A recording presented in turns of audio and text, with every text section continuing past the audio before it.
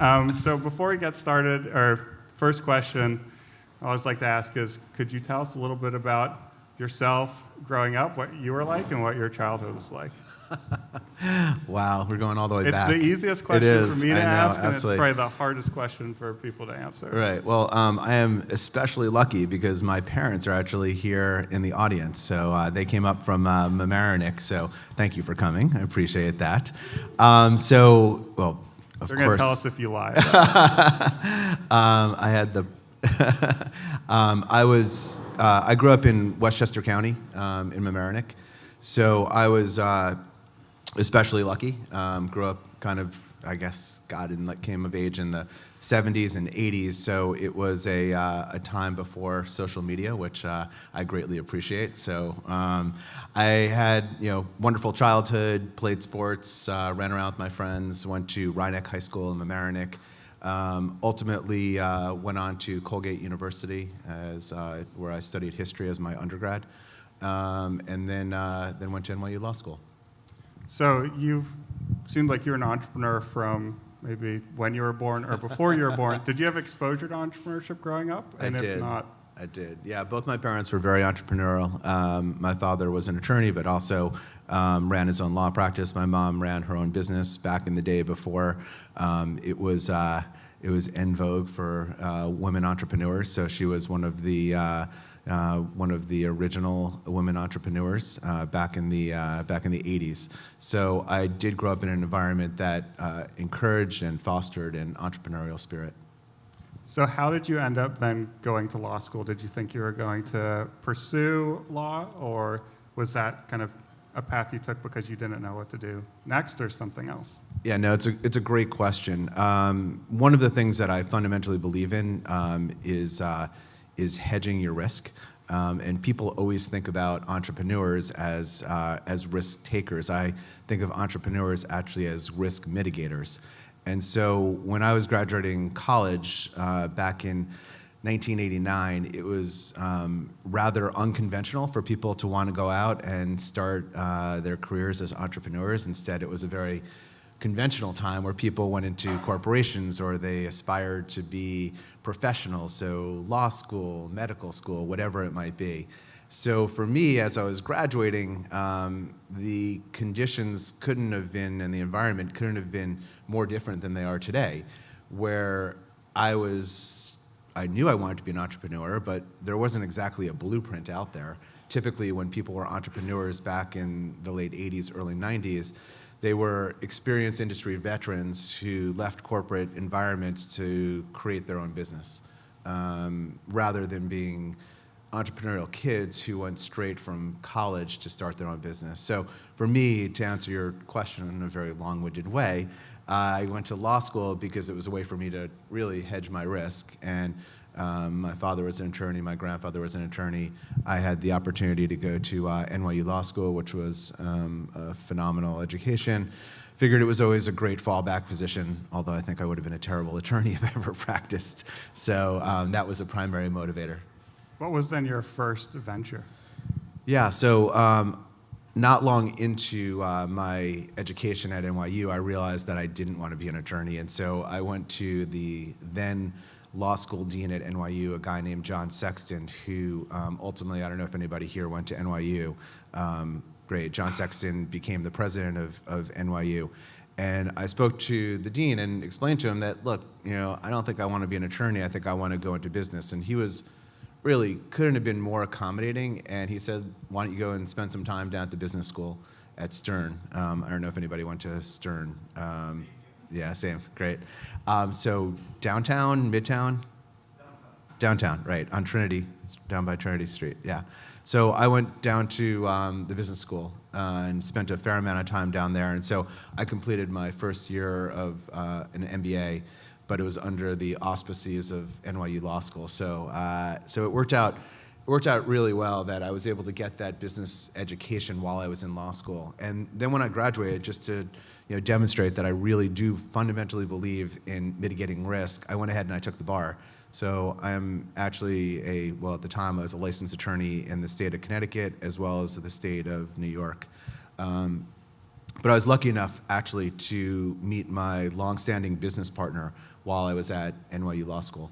And so another NYU law grad, he was an attorney at the time. He was a year ahead of me.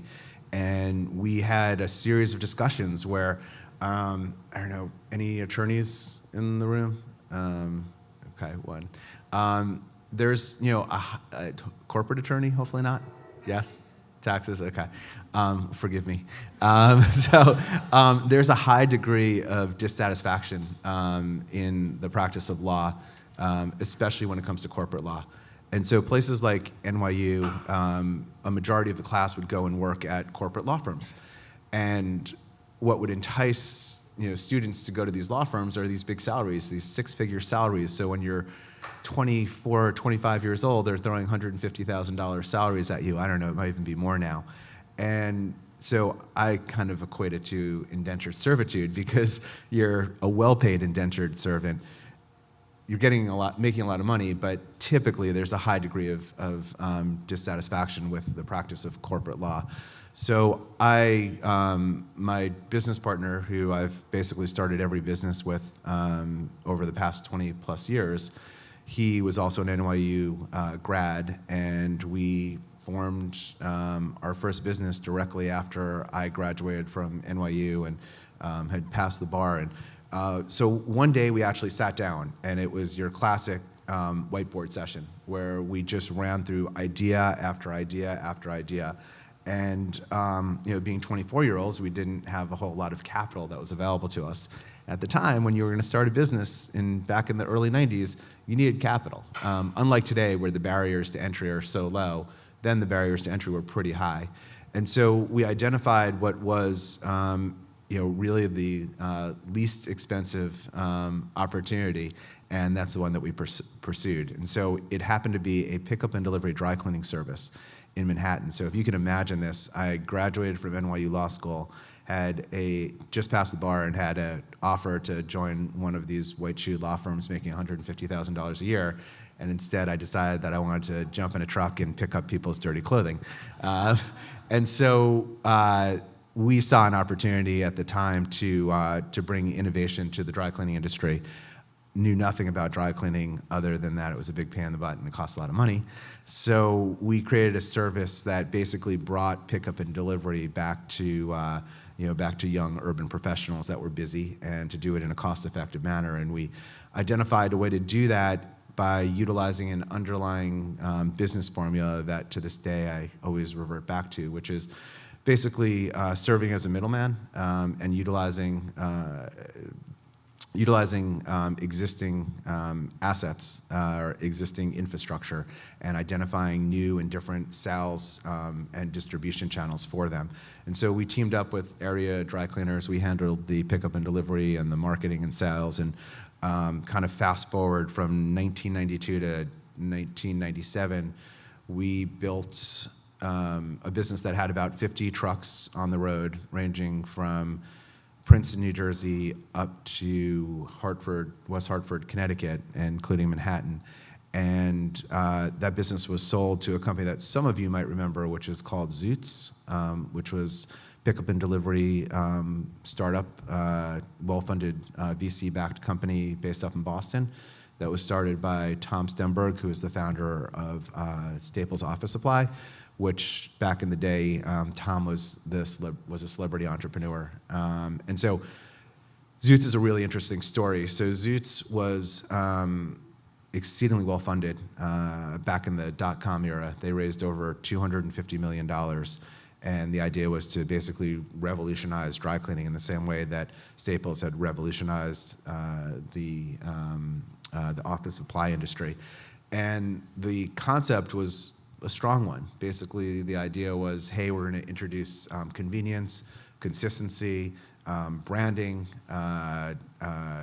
pricing transparency, all the things that didn't and generally doesn't exist in dry cleaning.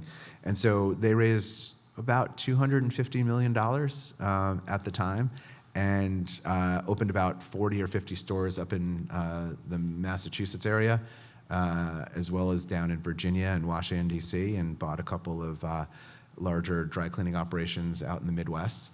and they used our underlying business model to put 350 trucks on the road and to do pickup and delivery around the country in different neighborhoods. And so my business partner and I were responsible for basically that build out. And that was a series of interesting lessons, having built my first business and then sold my first business, especially during that time. So again, a really long-winded answer to your initial question. What was it like going from being a kid who I assume was figuring it out kind of day by day how to be an entrepreneur to working with somebody that was a seasoned entrepreneur? What did you learn from that transition? What did I learn? Wow. Well, interestingly, turn this off. Sorry. So interestingly, I started, when we first started the original business, I had never worked in a corporation before. So for me, the opportunity to work for Tom Stenberg at Zoots was eye-opening because it was an introduction to corporate structure. And so it was really a learning experience for me in the sense of, from an institutional perspective, it allowed me to gain a high degree of understanding about how corporations and institutions work. At the same time, there was a fundamental flaw in the business, and I knew that not long after having been there, and realized that as smart and as accomplished as these guys all were, there was something fundamentally wrong in the foundation of the business, which is everything about the business was amazing. You had the brightest people, you had the best marketing, you had a tremendous amount of capital that was available to go out and actually execute against the vision. Dry cleaning is about one thing, though. It's about cleaning clothes, and they couldn't do that. So they were selling a service where they couldn't actually clean the clothes. And the reason that dry cleaning is made up primarily of mom and pops is that it's very much a business that requires a hands-on approach, and it doesn't lend itself to be put onto it's a piecework type of environment, so it doesn't lend itself to mass processes. And so as a result, the underlying economics and the underlying service fell apart because its primary offering was not delivered upon. So what do you do then when you're in the company now and you decide there's a flaw? You leave and you go and look for a new job. So I, not long after we sold our business, we knew that we were going to go and do something else. And so I worked for Zoots for about a year and a half, and then my business partner and I left, and we basically went out and started another business. And so that business was called mdenergy, and what it was is basically effectively a buy-side representative in the deregulated electric markets. So I guess here in Connecticut, you can buy your own power. So you don't have to buy, this is United Illuminating? Who's the utility here now? Oh, okay. Okay, so right. So you can buy your power from third-party sources. And so what we did is we basically represented large consumers of power and major landlords and assisted them in the process of procuring power. So we would work with a company like a Tishman Speyer or an ESPN or a Disney, or any of these large manufacturers, and where they spend $5, 10, 20, $30 million a year in power, and we would help them reduce those costs by procuring the electrons at a rate lower than what the utility was offering them. So how on earth did you decide after being in the cleaner business to... Well, if you look at the model, going back to what I had mentioned earlier, there's consistency with regards to the model, which is basically we served as a middleman, and we were utilizing existing infrastructure that wasn't ours, and we were providing a new and different sales channel. One of my general beliefs is it's better to be first than be good. And so we were first to this new market that was going through the process of deregulating. Hopefully we were good, but we were also one of the first ones out there. So it enabled us to enjoy first mover status and effectively, garner a decent amount of market share. How do you go into that and come into it with credibility when you've got to go sell large customers? It's a really great question. So I don't know if I could do it today. I think that part of it was, at the time, everything was new and there wasn't a whole lot of competition. So there wasn't really a benchmark. And I think having a law degree was especially useful, because what it did is it gave us the foundation. At the end of the day, what we were doing was it was electricity, but we were really selling and advising on a financial instrument. And so being an attorney helps you understand those financial instruments. And so I think that was that was what enabled us to kind of launch it. And I don't know, I'm big in believing in dumb luck, so then dumb luck as well. So speaking of dumb luck, I'm pretty sure this business got acquired as well. So that's probably 2 in a row is probably slightly better than dumb luck, I'm going to assume. So when you go through this process, are you planning, or are you looking to set up for an acquisition, or are you just building a business and if it happens, it happens? Yeah, that's a great question. So the business was sold in 2007 to a publicly traded company called Enernoc. Enernoc was a Boston-based energy services company, and Enernoc was subsequently acquired by Enel, which is one of the largest utilities in Europe. So the way it works in the energy industry is it's kind of like it's like the ocean. Like, the smaller fish gets eaten by the larger fish, and then the larger fish eats the next fish and the next fish and the next fish. So it's a very acquisitive market.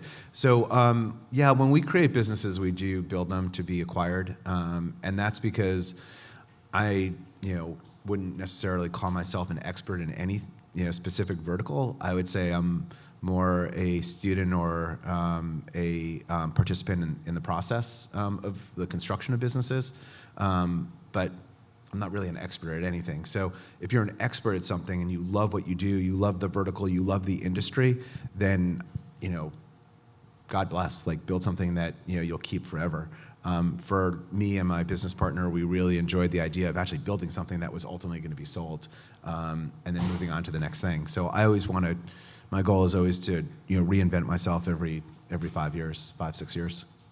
What do you think sets you apart as being an expert of new ventures? Obviously, you can't learn that in law school alone. So what is it about your personality or your skill set or the things that drive you that kind of set you apart? Yeah, I apologize. I have a cold, so I'm sniffling up here. I don't know. Part of it, I do believe, is innate, that people's minds just work in a certain way. I would say that what I always say about entrepreneurs is that they look at the world with creative dissatisfaction, and I would say that I kind of fit into that category. So when I see something, I always kind of want to figure out a way to make it better. It drives people around me crazy, but it's just the way that I kind of look at the world. And so for me, it's the excitement of building something and doing something different. But at the same time, what I do now, which is invest, I'm not 24 years old anymore. I've got a family. I've got other people that I want to, and other things that I want to do. So you are singularly focused when you're building a business, which is very challenging and very time consuming. And it when you sign up for it, you got to be ready for it. You got to be ready to make that commitment, because it's that singular focus. It's the belief that you can really accomplish what you set your mind to, and the unwavering commitment to make it happen is really what ultimately leads to success. So going back a little bit, you met your partner that's been a partner kind of throughout your career. Yeah. What was it that clicked? Did it click at the beginning? And how do you work together? Do you serve different roles? What makes that partnership successful? Yeah, and I'm going to give you a non-textbook answer, because typically what you're looking for in founders is our complementary skills. And my business partner and I did not have complementary skills. We have the same exact skills. One of us, we were both more sales and marketing oriented, strategy, fundraising. Neither one of us really were excited about operations. In a textbook partnership, you'd have one person who was focused on fundraising, sales, marketing, strategy, and you'd have another one that was focused on operations and execution. Neither one of us ever kind of fit that bill, but by default, someone had to take it, so that was typically me. But it worked really well because for us, it was, this person is still my best friend, 27 years later, and we've been through so much together. But that's not to say it's like any relationship, right? It has its challenges and it needs to be, there's always issues that need to be worked out, and like any standard, any type of relationship. How do you work those out when they come up? It depends on how old you are. I think that when you're in your 20s, you yell at each other. When you're in your 30s, you kind of scowl at one another. When you're in your 40s, you roll your eyes at one another. And by the time you're in your 50s, you just don't pay attention to the other one and you figure it out. That's probably how. Do you think one of those is better, or are there just different ways for different ages? There are different ways for different ages and different relationships. So, I would say that each relationship is different. And look, I have friends that have started businesses and similar types of partnerships where, they're equal partners, and one is the front guy and the other guy's, behind the scenes, and everybody knows one and no one knows the other one. And with, me and my business partner, that would have never worked. With these partnerships, it does work, and there's each partnership and it's like a marriage. Every marriage is different, right? Every marriage is a foreign country. Every business partnership is a foreign country. So then you moved into the design space. Is that a similar model? How did that idea business come to be? So I took a bit of time off after we sold the energy company, and we built a house down in Westport, and going through the process, realized that it was that the design process is as broken a process as you'll find. And so it kind of led us down this path of, we didn't have a business idea at the time, and no different than any of the other businesses that we started. There was no rhyme or reason. It just seemed like a good idea at the time, and we kind of went for it. And so with that business, we created some technology where we were trying to disrupt the interior design industry and give people the ability to purchase any product that they wanted directly from the consumer via an e-commerce platform. And that morphed into a pretty unique partnership with Condé Nast, where there's a brand, I don't know if anybody would know it, called Domino, which is an interior design magazine. Pretty well known. It was, had something like 1 million subscribers in its heyday. It had been put on the shelf by Condé Nast after the Great Recession, and I had known a couple people over at Condé Nast who wanted to try and utilize the brand and see if there was some experimentation that could be done with it. And so we teamed up with Condé Nast and we brought Domino back to life. What made you look at that and say, hey, there's this brand that's been put on the shelf, I think we can do something with it? It was more just being opportunistic. We were kind of figuring our way out. Whenever you're an entrepreneur, and I assume a majority of the people, how many people have their own company in here? Yeah, so a majority. So everybody knows that there's no blueprint that you follow. Like on any given day, what you're doing is you're trying to figure out what's the best way to move my business forward. So for us, it's no different. We weren't following a blueprint.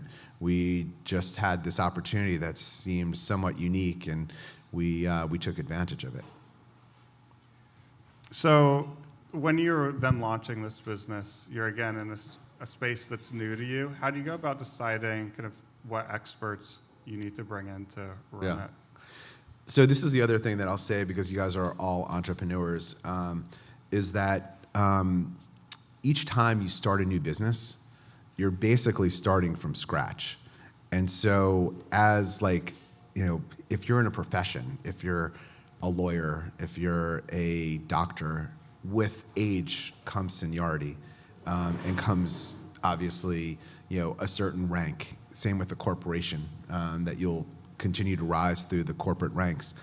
As you start new businesses, you're no different than anybody else. You're starting at scratch. And so you need to figure it out. And so for us, each time we went into these respective businesses, we'd go through the process of interviewing experts, listening to what they had to say, trying to discern what was, important, what was, a legacy practice, what could be improved upon, where were their efficiencies. So each time we would hire, industry experts, and we'd try and learn. But, to be fair, and I'm sure that each one of you guys feels the same way, is that you don't really know what it's like, until you actually get out there and you start to execute on a daily basis. And so my belief is that you might have, a business plan is great, but kind of going back to what, Mike Tyson, the famous Mike Tyson line, which is everyone has a plan until they're punched in the face, which is the same with every business, which is that you just never know, and you're gonna be calling audibles the entire way through. And so from my perspective, you don't really understand the playing field until you're actually on the playing field, and you can understand and assess the landscape. So recently you decided to kind of move to the venture capital side. What made you decide to do that?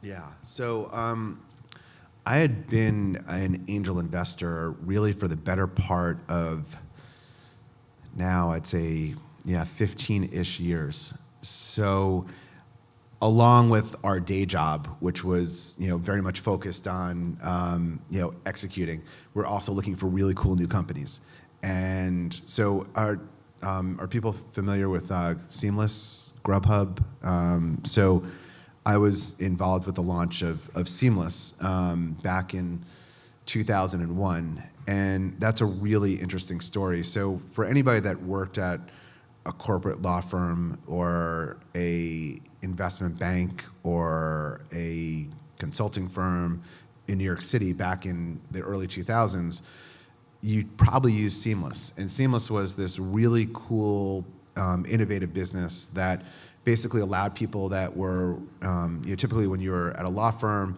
if you're working on a client matter and you were staying late for a meal, you could bill it back to the client. And there was no efficient way to do that. And so Seamless came in and offered this back-end accounting system to law firms that introduced a certain degree of efficiency.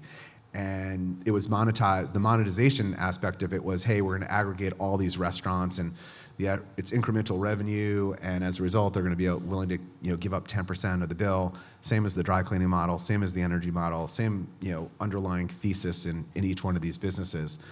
And so Seamless launched and became very successful. It's ubiquitous with food delivery in New York, and grew and was purchased by Aramark, and then and this is 2001, whatever it was, and then was sold, I think, in 2007 or 2008. And then in 2009, I guess it was 2008, all of a sudden, this thing was invented with the iPhone. And the idea of the app, just revolutionized the concept of delivery, because now you could just be on your phone and hit a couple buttons, and all of a sudden your food shows up in at your doorstep. And so as a result of that, Seamless was spun out of Aramark, formed with Grubhub, and now is a $5.5 or $6 billion company, which is a pretty remarkable run. And so that was my first experience with angel investing. I wasn't actively managing Seamless. I helped launch it, but it was really my first foray into it. Then a couple black eyes along the way with some bad investments, and some scars. But then also made some investments in other companies like Living Social and InVision and other Pond5, a series of different companies that have gone on to do pretty well. And so for me, that was like, when we make these investments, it was no different than I was when I was starting out in my career, which is I'm looking into the whites of the entrepreneur, the whites of the eyes of the entrepreneur, and trying to decide, is this person, the proper, founder to go out and execute against what their vision is. And I think having been an operator, having been an entrepreneur, it gives you a sense or a leg up with regards to doing that assessment. And then after that, it's a lot of dumb luck.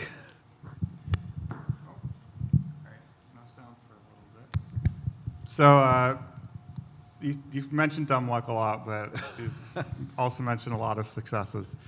So there were some inevitable black eyes, which is part of it. Were there things that you took away from those, especially the early ones, that you can say, hey, I made a mistake here? And if yes, what were those? And how much of it is just, it's a business where you're going to have a lot of misses to have a couple of big hits?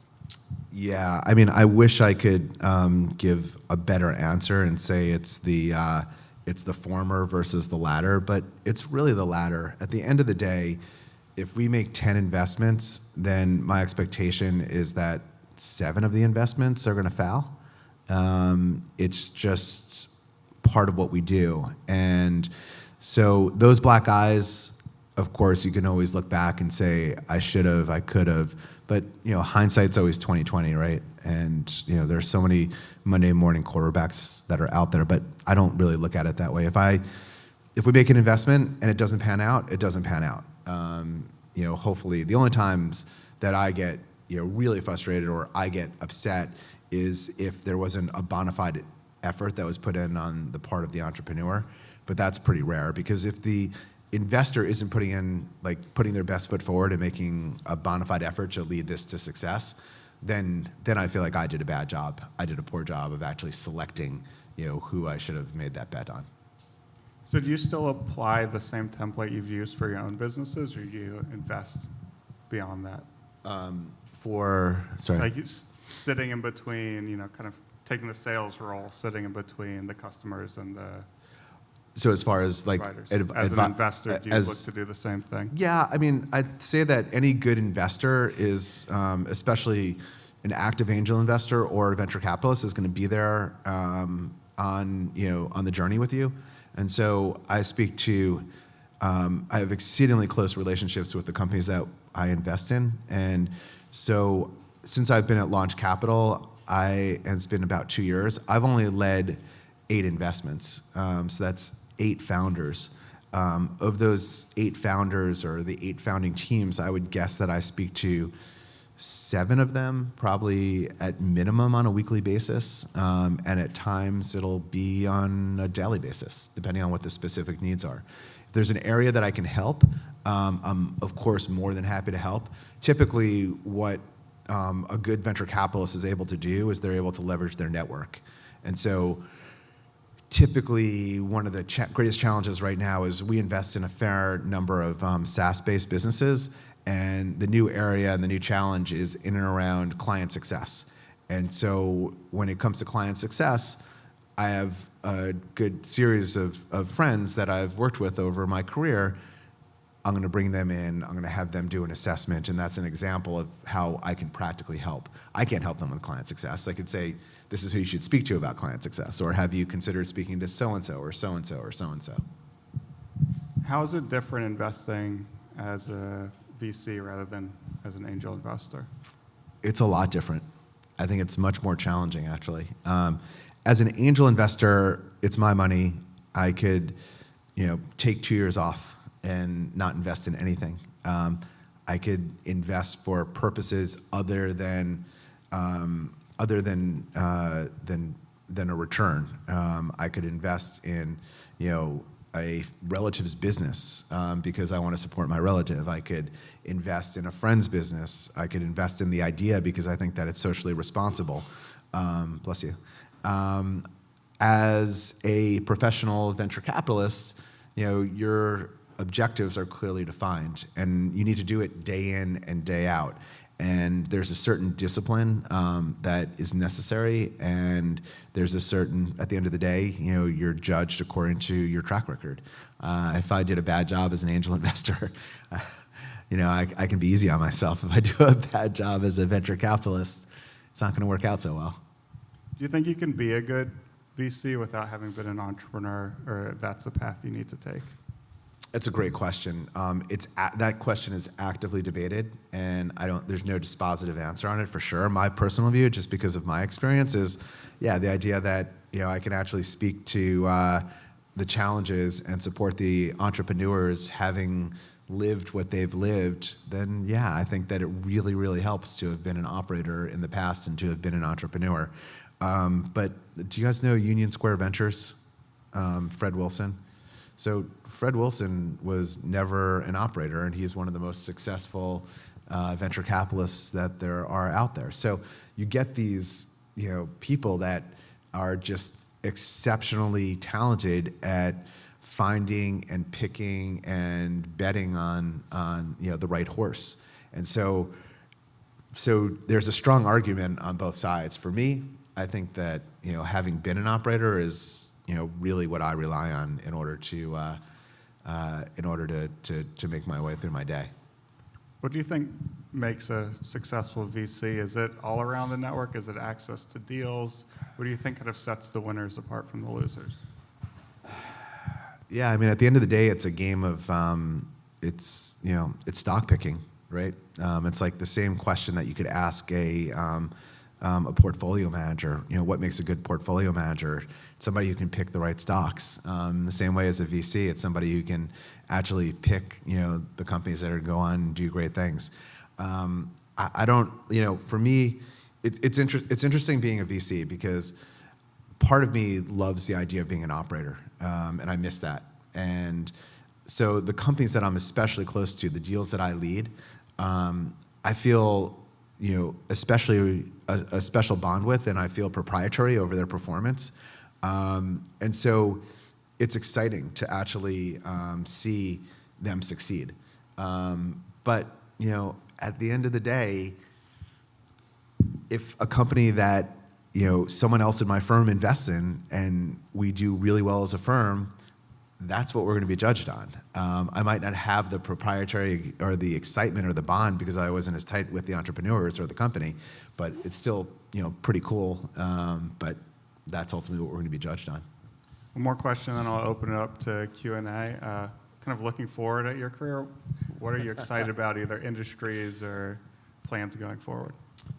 Yeah, so as far as like specific industries, that's a hard one to answer because if I came back a year from now, I would give you a different answer than I'd give you today.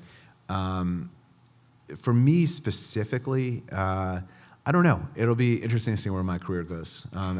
If you look at my career, the one thing that I would say is that expect the unexpected. So I have no idea where my career will take me, and I'm comfortable with the fact that every 5 years something different is going to be presented, and I'll run down the path. I think that one of the things that I would say as you all are building your businesses and figuring out where you're going to go is make mistakes quickly and then recover from those mistakes quickly. And so as I always try and do this as I'm assessing opportunity and exploring it and analyzing it and then ultimately going out and executing against it. If I run into a brick wall, then I make a determination pretty quickly about whether or not I want to keep hitting it and potentially bloodying myself and giving myself black eyes, or if I want to turn around and try and find another way around that brick wall. Any questions? When you had to make that final decision of leaving your business, what do you think, or how do you feel was the hardest decision that you had to make when leaving? Yeah, it's always the idea of leaving behind the people that you've worked with. For me, it's 100% about the people. So if you look at my career, one of the things that I've always placed the highest premium on are relationships with the people that have been in these businesses with me. And so I'm really proud of the fact that if I call upon or if I connect with any of the people that I've worked with in the past, that it's, you know, a very strong bond and a very strong relationship. But it's different. Like the day that you sell your business, that relationship changes. And so you hope that the friendships are strong enough because the day-to-day interaction is just going to change. And often, you know I'm going to leave. And that's hard because these are people that I've spent 5 or 6 years building a business with. When you were building and running your businesses, have you ever felt like you wanted to quit? Every day. How did you go about that? You know, look, everyone has their ups and downs. And, you know, I am consistently reminding myself of, you know, whenever I face a challenge. I was watching I think it was on Sunday night or last week, I can't remember, I was watching 60 Minutes and they were interviewing Paul McCartney. I don't know if anybody saw it, but so Paul McCartney, right, arguably the most successful musician alive, was speaking about the idea of, you know, the pressure that he feels to actually go out and be successful on a continual basis. And this is Paul McCartney. I mean, this is, you know, the guy that was, you know, the Beatles. Like, there's no, like, one of the most famous people in the world. And so he was incredibly candid, and I related to it in saying that, you know, every day he has to, you know, have that fight to go out and be successful and to push through whatever the challenges are. And so I would just say, you know, you figure out a way to fight through it and pick yourself up and you keep going after it. Because if Paul McCartney at 75 years old is like, you know, nervous about his next iteration of his career, then we all should be nervous about, you know, the next iteration of our respective careers. So as an entrepreneur and investor, you've jumped around various industries. Have you ever explored healthcare? I really haven't. There are certain industries that I just stay away from. I wouldn't say that I stay away from healthcare per se, but I would describe myself, and you've kind of heard my career, I would describe myself as a business model innovation investor and entrepreneur. So that's because I don't have a specific deep domain expertise. So if, you know, healthcare, you would have a certain expertise in a certain area. It's so big, but I would look at healthcare, and if there was a business model innovation within healthcare that, you know, caught my fancy and was something that I was interested in, I would explore it. LaunchCapital has a pretty expansive portfolio of healthcare companies. I struggle a bit trying to understand them, and I say, take it really slow. Walk me through this. So, yeah, but it's not an industry that I naturally gravitate towards.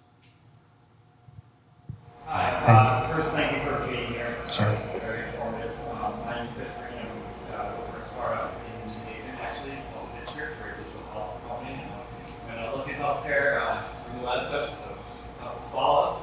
However, I'm curious to know, how small is the VC world? What is the talk amongst firms? Do you guys share ideas firm to firm, or is it very tight-knit and closed door? Yeah, no, it's a great question. So the VC industry has changed dramatically in the past 5 years, literally just the last 5 years. So forget about, you know, when I started in my career back in 1992, there was like, I mean, I still refer to the venture capital industry as a cottage industry because it's small, but there's been a lot of capital that has flown into early stage investing. And the number of firms that have, you know, popped up over the past 5 years, I mean, you're talking about hundreds upon hundreds upon hundreds. The VC ecosystem is also pretty expansive, and there are different players at different stages of a company's development. So LaunchCapital lives at what I define the seed to Series A, you know, segment of the industry. And so what that means is something different today than it meant 5 years ago. So 5 years ago, if you were a seed investor, you'd be investing with people that were basically launching a business and had a business plan and were looking for their first institutional capital. Now, seed means something much different. Seed 5 years ago would have been like a $500,000 to $750,000 check. Now, typical seed rounds are $2 to $4 million, and there's a greater amount of traction that's expected as a result of that. So, that's kind of like the industry makeup. I was at an event today down in New York City at Primary Ventures early stage investing event. Now, Primary is probably, arguably the lead investor, seed investor in New York. And what they did is they brought together a very interesting group of people throughout the entire spectrum of the VC life cycle. And so there were late stage firms there like SoftBank and General Atlantic, who are investing hundreds of millions of dollars in privately held companies. And then there are companies like ours, LaunchCapital, that's investing $250,000 to $600,000. So it all depends on where you are in the life cycle. But specific to your question, earlier in the life cycle, meaning in the seed and pre-seed and even post-seed arena, I find it to be very collaborative. So people, we want to have these conversations with other VCs to hear specifically what their thought process is. And I invite, others' opinions. As you get later on, I think that it's more siloed and people are more focused on just their own perspective. But there isn't a universe of it's not like, we're sharing our thoughts. If you visit one VC that we're gonna speak to one another and say, don't talk to this guy. So yeah, that we're too busy for that. Sure. You said you stay away from subdomains. Where are they? So this is me personally. I try and, because I'm a business model innovation guy, so I stay away from heavy tech. I stay away from, I generally stay away from healthcare. I generally stay away from life sciences, biosciences. Those are the industries, and I still have the scars from my time running Domino, so the media industry scares me. So those are the industries that I specifically stay away from. But there's others, within our firm that look at opportunities that are beyond that. Yeah. You said you let your investments to business model and show you about the business model. Or do you think about thesis-based investment, thesis about the future of tech or the future of business? I'm not a thesis-driven investor. I know that there are a lot of investors that are, thesis-driven. They pick a sector and they're all in. My crystal ball isn't that clear, and I don't have a specific expertise in a specific industry.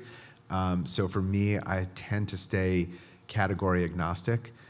At the end of the day, my job is I'm investing in optimism. I'm investing in the belief that something magical is going to happen. Because if you take a look at venture capital and how venture capitalists think, and this goes back to one of your questions, Nick, earlier about how you think about building a business. There are so many great businesses that can be built that don't need to be venture backed. And so, unfortunately, in this new day and age where people are so focused on being entrepreneurs and measuring themselves, having the designation of being quote unquote venture backed is, for some reason, it's taken on a certain social cachet. And I think that is unfortunate, because I think that there are so many amazing businesses. If you can build a successful business, congratulations, God bless, that's amazing. Nobody should take anything away from anybody that can build a successful business. Because it doesn't fit into the venture capital model, there's no shame in that. It's all about, for venture capitalists, it's about outsized return for outsized risk. So if you're going to make an investment and try and catch lightning in a bottle, which is effectively what venture capitalists are trying to do with their investments, because when we make investments and they hit, they can have outsized returns. And when I say outsized returns, I'm talking about 100x your invested dollars. So imagine making, do you guys, obviously everybody knows Snapchat, and there's a firm called Lightspeed Capital, and the lead investor in Snapchat was a guy named Jeremy Liu, or is a guy named Jeremy Liu. And so I was actually with Jeremy 3 weeks ago, and we were having this discussion. And so imagine investing $500,000 in Snapchat as the very first check that went in when Evan Spiegel was a junior at Stanford and handing a junior in college $500,000. Fast forward to 2017, and that $500,000 became $1.5 billion. So think about that type of return, and that's really what the venture model is built on. It's an absolute hits model. And so they say that the entertainment industry is a hits model, right? Where you've got to pick, the movie or the song or whatever it's going to be that's going to, become a hit. Very much the same in venture capital. And so that's why I put the caveat out there is that just because your business doesn't fit into that category, there's nothing wrong with that. I mean, it's really cool when you build a successful business. Sure. So in your first business, you said you found it difficult to find investors. Can you talk about a little bit finding fundraising and finding investors for your first business? There really weren't any investors. My parents loaned me $25,000. My business partner's parents loaned him $25,000, and we were off and running. That's why I became a truck driver, because we couldn't afford to hire anybody, and we wanted to go out and prove the model ourselves, which I'm big on. I think it's important to actually be the one who can understand the processes. But that was 1992. I mean, this is a radically different day and age. So there's so much more capital. I mean, there was no such thing as an angel investor back in 1992. If you said an angel investor, people would look at you like, what's that? Like, it's coming down from the sky? That's just there's no such thing as an angel investor. Plus, the other thing that's different now is back in the early 90s, especially today in 2018, I don't know if there's any financial managers in the room, but being an investor, this is a new asset class now. It's actually an asset class. People really want to invest in early stage companies because it's an asset allocation. That didn't happen in 1992. So I think that the environment right now is far more receptive to any type of new idea, and there's a lot more money out there. Hey. I'm a clean tech developer entrepreneur. Okay. I pitched for capital and walked away from an offer. So, no question, piggybacking on what the gentleman just asked. What concerns or how do you prepare for that first offer when you're sitting across the table? Your due diligence and your feelings on impact investing. Because prior, the types of deals being put in front of clean tech, it just didn't make sense given the horizon. 5 years, sort of get the product out, 15 to 20 years, to get a level of market penetration and be viable. Yeah. So good news on that front, right? Now there's social entrepreneurship and social investors. Again, something that didn't exist going back 10 years ago. Clean tech is now reemerging, right, from the dark days of the past call it 6 or 8 years, because when I sold my energy company, it was Enernoc, which was really, I don't know if you know Enernoc, but they're very much a part of that clean tech movement back in the late 2000s. So, but specific, it's to prepare for the first offer. There's never going to be a time where someone comes in and pitches us and we say, here you go, take a check. It's a dating process, and it's iterative. It's a back and forth dialogue. It's getting to know one another. It's, on our end, it's research. We want to understand the entrepreneur. We want to do reference checks. We want to, if at all possible, speak to customers. We want to do a assessment of the market and the addressable market. We want to make sure that on our side that this is an investment that we want to make, and it usually comes as a result of spending a fair amount of time doing our due diligence.